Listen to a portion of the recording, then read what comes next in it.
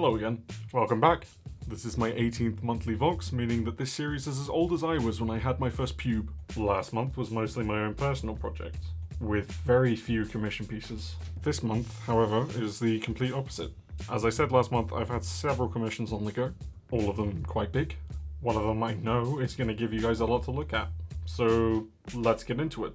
Also, if my voice sounds weird or hoarse, I have a really dry throat and I don't know why. No amount of drinking will help me, I think I'm dying, please. First up are some battle-ready Deathwing Terminators. These models surprised me because, while I knew I was only going to be doing them battle-ready, the sheer amount of details and greebles on these models is staggering. Despite only being required to get these guys battle-ready, the sheer number of details and the odd number of colours needed to pull this off was actually pretty surprising, with each Terminator sometimes taking me up to an hour.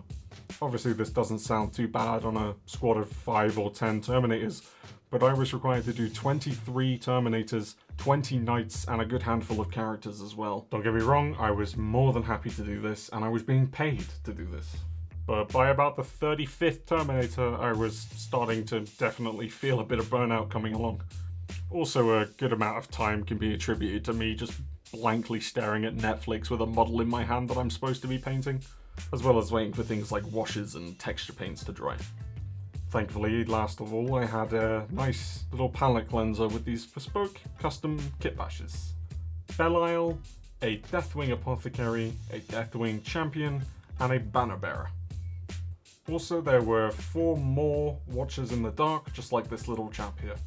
These guys were far more interesting to paint, and I feel like I subconsciously put a bit more effort into them with some edge highlights and such, since they're characters, and that's kind of what you do. You add some more gradients to the cloak, you slap some edge highlights on, it looks a little bit nicer than the usual rank and file. Also, I really like the models. Good job, Jack. Mwah.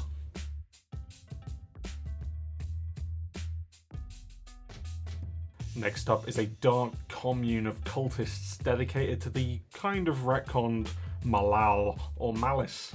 This was done as an addition to a client's Sons of Malice warband.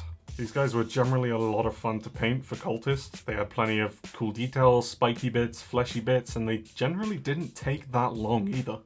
The highlight of the unit for me is the icon of Malice with the flames coming out of the mouth and the cool black and white colour scheme.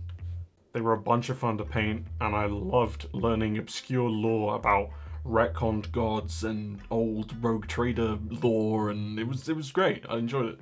These guys are sick, and I'm definitely going to grab some when I start getting some more Cultists in my Emperor's Children. I just enjoyed painting them a lot. So here it is. This last one is an absolute doozy. Hedgerow Cantor, 5 Terminators, 5 Devastators with a Cherub, 5 Sternguard Veterans, 5 Vanguard Veterans, 2 Drop Pods, a Dreadnought Drop Pod, and a Dreadnought to go inside. This was a great commission with a bunch of variety. In my opinion, I didn't do too good of a job on the Drop Pods, so I didn't feel happy charging the original established price from my client. We were both happy with that, and the rest of the commission turned out great. These guys went to a tournament at Warhammer World where, from what I've heard, they didn't do too great, but they got a few compliments, and I guess that's what bringing a fluffy list to a tournament will get you. But either way, they were sick. Easily one of the most fun commissions I've done so far, just out of sheer variety in the models and some excellent kit bashes using the Mark 6 bodies from the Horus Heresy models that came out recently, the Age of Darkness ones. Combined with a bunch of existing Firstborn bits, it made for fantastic scaling. One of the things that's always put me off Firstborn units is the stumpy little legs and the skinny little arms, but these guys turned out fantastic. Wait, hold on, I'm editing. What the fuck was that? Rewind. Stop. Enhance. Errors that I only ever seem to notice in hindsight aside, these guys were a bunch of fun to paint. I may just be repeating myself here, but I cannot emphasize it enough. I almost always prefer painting small diverse squads over large batches of the same model or large models in general. We can probably attribute that to things like TikTok shortening my attention span. By the way, Fistful of Beans TikTok, link in the description. You get to see things I paint as I paint them rather than each month. It's just consider it. Over the next couple of weeks I plan on putting some serious graft hours into an army of knights that I've been commissioned to do. Fully magnetized, so stick around if you want to see that. If you like what you saw here today, again, TikTok, social medias, they're all in the description.